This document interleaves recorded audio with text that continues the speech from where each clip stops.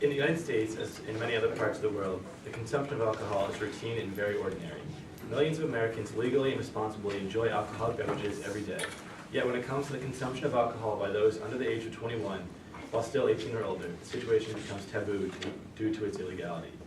However, my fellow group members, Riley and Emma, have provided reasons for why they feel the changing of the Minimum Legal Drinking Age Act of 1984 to a lower age will actually prove to be beneficial to society as a whole. So far, the arguments heard against the lowering of the drinking age to 18, given by the negative side, have attempted to sway you in the belief that a teenager cannot safely and responsibly consume alcohol, as well as their brain is not ready for the exposure to it yet. It is my part, Eric Keenan, as well as my job, to disprove these common misnomers with both logical reasoning and factually based evidence. I will focus on combating the negative side's main points on the issues of teenage drunk driving, the behavior of impaired drinkers, and finally the effects of alcohol on the brain. By highlighting the flaws in the negative side's argument, it will be easier to understand how no significant objections can be given to the lowering of the drinking age to 18 in the U.S.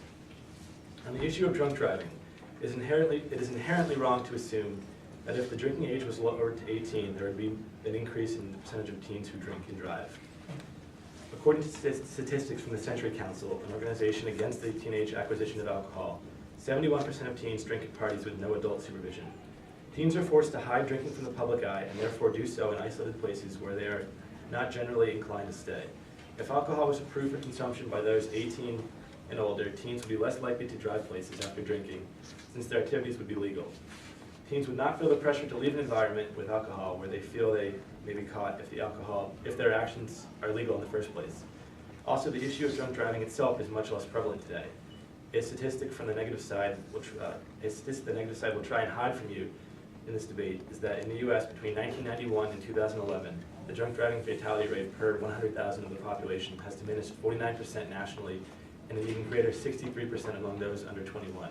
This proves that campaigns that advocate against drinking and driving and that suggest and offer alternatives to drunk driving are more effective than the higher drinking age which was put into place years before the decline was seen.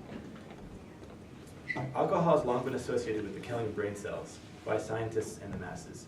A main argument that is often given against the lowering of drinking age is that teenagers' brain function will forever be altered by the consumption of alcohol. However, scientists have found new data that suggests otherwise. Certain brain cells have been proven to not only regenerate, but multiply in number after death, disproving and discrediting the theory that alcohol kills cells forever. According to the medical research conducted by a team from the well-known Johns Hopkins Medical Center, brain cells, and I quote, "A lone brain cell is capable of not only replacing itself and giving rise to specialized neurons and glia, an important type of brain cells, but also taking a wholly unexpected path, generating 2 new brain stem cells. Denying 18-year-olds the right to drink because of alcohol's damage to the brain is based off flawed information and is thus therefore wrong to do so any longer." When it comes to binge drinking, many schools are forced to enact abstinence-only policies that are far less effective than policies that teach students about responsibility. And then effects on the body. If a young person's body can handle less alcohol, then why not focus on practicing teaching safer and more responsible drinking for those who will already drink in the first place? And then in terms of tradition of alcohol consumption in European countries, denying teens the right to drink because alcohol is not quote, integrated into society is dangerous. This principle will not only force American teens to drink in the dark while consuming alcohol out of sight from parents and older members of society, while in Europe teens can practice responsible drinking with family before the age of 21, leading to more open and safe drinking environments. To conclude, keeping the right to drink from legal adult U.S. citizens may appear to be beneficial through guesstimated statistics. However, it is detrimental to society as a whole. Forcing young men and women to drink in the dark shadows of society is both flawed in logic and ethically wrong.